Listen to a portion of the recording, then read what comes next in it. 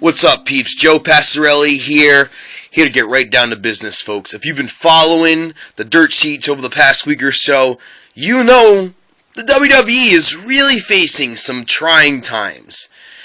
And I have compiled my list, my top 11 reasons. A lot of people do top 10s or top 5s.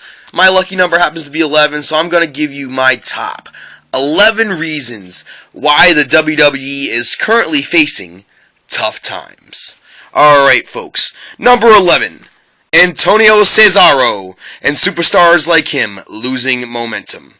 Around WrestleMania time, as is the case on the annual season, Cesaro was one of the young superstars who was really garnering a lot of momentum. Won the Andre the Giant Battle Royal, looked like he was going to split from the Real Americans and really go on to do big things in the WWE. Well, he has kind of hit the proverbial wall after WrestleMania. And it is all the WWE's fault, and it is my 11th reason why the WWE is struggling. You take a guy who's on fire, you take him from one heel manager and bring him to another heel manager in Paul Heyman. Paul Heyman, who, by the way, every single promo has to remind you that his client, Brock Lesnar, not Antonio Cesaro, his client, Brock Lesnar, who always overshadows Cesaro, broke the streak. By the way, we'll get to the streak in this video as well. But honestly, putting him with Paul Heyman was a mistake. He's looking more like a Curtis Axel in a Ryback situation than a Brock Lesnar. Brock Lesnar and Paul Heyman just fit like peanut butter and jelly, like mustard and ketchup. Perfect marriage. But Paul Heyman is not necessarily the guy for everyone. And taking a guy who had momentum, going from one heel to the other, not even having a payday for the rivalry with him and Jack Swagger, really having horrible entrance music. Really, Cesaro has hit the wall momentum-wise. I'm hoping he can beat Sheamus, who apparently is in hot water with the WWE for the U.S. title. Maybe he can start garnering momentum with that. And I have a feeling that maybe, just maybe, there is a big payoff for Cesaro, as maybe, just maybe, he will be working the man who broke the streak, Brock Lesnar. Possibly at SummerSlam or a future show. It's the gut feeling that I have. Alright, number 10, folks. It is stale and repetitious matches and storylines. Now, I'm not going to beat this topic to death like the WWE beats this to death, but how many times can you see Santino and Fandango with either the combination of Layla and Summer Rae and Emma do the same match every week, week after week? How many times can you see Sheamus versus Christian, Sheamus versus Del Rio? How many times can you see this repetitious feuds, repetitious matches? John Cena versus Bray Wyatt, what was once organic, now just repetitious and boring. Keep things fresh, keep it original. We're living in an A to D society, and WWE are not doing a good enough job of doing it. Your feuds are stale and repetitious, and it is not best for business. Alright, number 9, folks. El Torito versus Hornswoggle. Need I say more? Number 8. NXT rookies not getting over. Now, with the Shield and the Wyatt's momentum, it really have been Big E and some other rookies that have made big waves over the past year or two. It appears that WWE was hitting a home run with every NXT rookie they were calling up. Well, that apparently hasn't been the case recently. Adam Rose, who prides himself on not being a lemon, being a rosebud, has looked a lot more like a lemon in his success rate at the moment. And Bo Dallas has been met with underwhelming reviews. I happen to like the guy. I don't mind Adam Rose either, but both have been met with underwhelming reviews. Paige had a great debut, winning the Divas Championship over AJ. Never had any kind of feud or blow off after that, as AJ retreated with a person who I'll be getting to in this video. Alicia Fox, I mean, she's been good. She's been one of the only good things. Obviously, she's not an NXT rookie. She's been with the company 6 years, but she's, I think, been the best diva on the roster, really overshadowing Paige. These NXT rookies, they may not be ready for the big time. Just because they're getting a big pop in NXT doesn't mean they're ready. And maybe, just maybe, you should look to the guys like Sami Zayn, who have been through the block and know how to please different wrestling crowds across the world. Maybe you should look at guys like that to call up, and not guys who have just been with your developmental on and off for a few years and kind of just develop new characters. Leo Kruger, obviously, was significant wrestler in the Indies. Adam Rose, relatively new character. Bo Dallas was actually on SmackDown and the Royal Rumble just last year, but changed his character to this motivational speaker, Kurt Angle-like character, and I don't mind it. I'm a Bo-liever. I believe, but a lot of people aren't Bo-lievers. A lot of people are having a hard time getting behind the NXT rookies. Alright, number 7. 3-hour Raws. I do believe they are killing WWE. Just to try to fill that content, plus SmackDown, which is a B show at this point, plus Main Event, plus all their other stuff they put on the network. It's just too much content. This is what killed WCW. Many people who are at WCW, from Booker T to Sting to many, many great contributors, Hulk Hogan, will admit that moving to 3 hours really killed Nitro. And this is what's happening with WWE. I think the move to a consistent 3-hour Raw, once in a while, was okay as a special Raw. The Slammies, what have you, that was okay. But I think as a week-to-week basis, that's why you're seeing repetitious storylines, because they're struggling to fill this time. And I do think the 3-hour Raw is a big element to blame in this equation. Alright, number 6. Misuse of titles and talent. First, they make the title unification of the World Heavyweight Championship and the WWE Championship. I thought this would be best for business. But what this has done is create a giant void for guys like Cesaro and Ziggler, and guys like Bryan and Punk, and others who use the world title to gravitate towards greater success as almost a trial run to how they would be as a heavyweight champion. And I personally feel that the WWE is misused,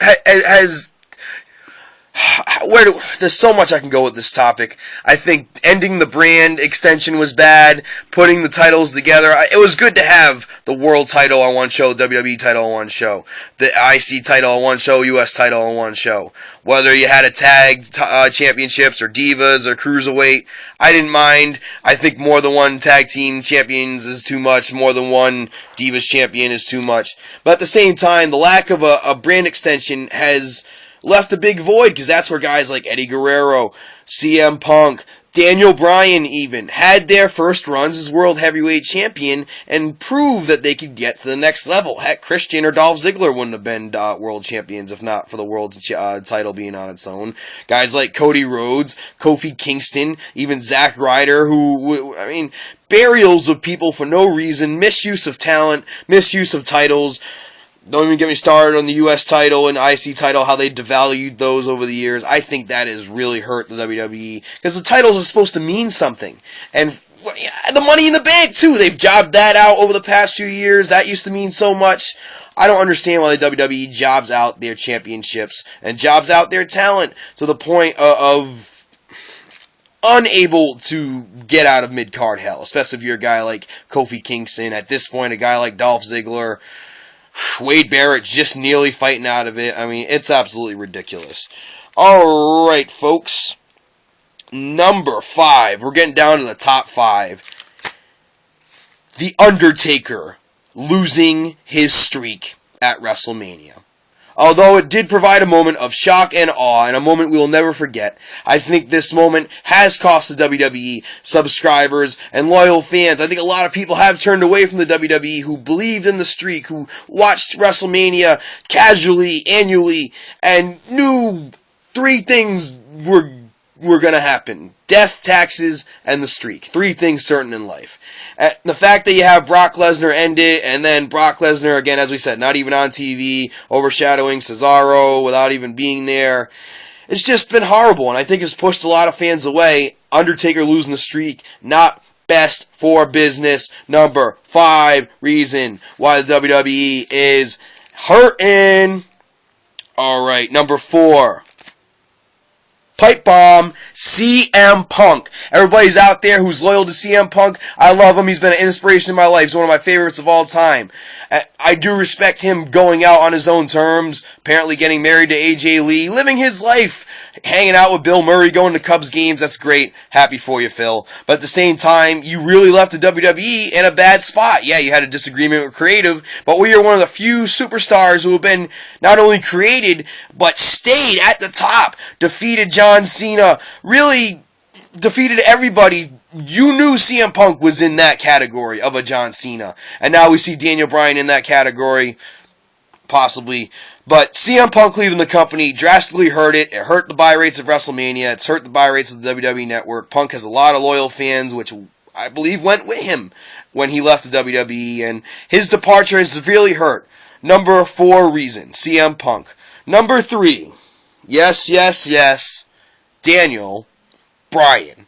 Now, I'm a huge proponent of the Yes movement, and a huge fan of Daniel Bryan, Bryan Danielson, the American Dragon, D-Bra, sucker, whatever you want to call him. Huge fan. But at the end of the day, getting that big payoff at WrestleMania was great, but to get hurt and drop the title right away or whatever he's going to do, it's really hurt the WWE, not to mention questionable booking of Daniel Bryan with the storyline with Kane. All hurt the WWE. Daniel Bryan, unfortunately, has not had a chance to make an impact and has not had a chance to be utilized in the more positive ways he can be, and that's kicking ass in the ring and telling great stories and not being part of joke storylines like fighting a zombie who 3 weeks ago was doing payroll. Number 2. The NBC Universal Agreement. The WWE is really up Schitt's Creek financially right now. They haven't been able to pay their superstars adequate funds. One reason why CM Punk left, one reason why Dave Bautista might leave, one reason why Alberto Del Rio and many others might leave. Big time financial troubles, and we'll get to the other reason why they're having that. It's all connected 2 in 1. Really, I could have made this one, but it's all really connected. And you know, the NBC Universal deal. The WWE projected cockiness and confidence and thought that they were going to strike gold with this new deal with NBC, USA, Sci-Fi for the renewal of a television contract. Now, they made marginal amount of money, but the problem is they bamboozled their stockholders into thinking their margin was going to be 1, and it was drastically different. And a lot of people sold stock, and the WWE just last week lost $350 million worth of stock. Not best for business. Not at all. To recap, the top 11 reasons, before we go into number 1. Number 11, Antonio Cesaro losing momentum. Number 10, stale and repetitious storylines and feuds. Number 9, El Torito and Hornswoggle. Number 8, NXT rookies flopping. Number 7, 3-hour Raws. Number 6, misuse of titles and talent. Number 5, The Undertaker losing his streak. Number 4, CM Punk walking out on the WWE. Number 3, Daniel Bryan and his unfortunate booking and injury. Number 2, the overhyped NBC Universal negotiation agreement. And number 1 reason, folks, why the WWE is currently in a state of panic is the WWE Network. WWE felt like they were going to be well over 1 million subscribers at this point. They're not even at 800,000. They're not even going to break even unless they get to 1.3 or 1.4 million, which at this point is kind of a reach. Only the most diehard of diehard fans has subscribed, and something tells me with a likely raise of price and fans probably getting bored with the content already, knowing that a lot of it's on DVDs and YouTube, that I think there's going to be a lot of fans actually unsubscribing in 6 months, which is going to lose them even more money. Apparently, Vince McMahon, since March, himself, who is worth $1.6 billion in March, has lost $750 million and is only currently valued at $860 million. Now, I know Vinnie Mac ain't struggling, but still, the WWE is, what are they to do? Like, subscribe. What do you think of my list? My top 11 reasons why the WWE is up shit's creek. Joe Passarelli, like, subscribe. Peace!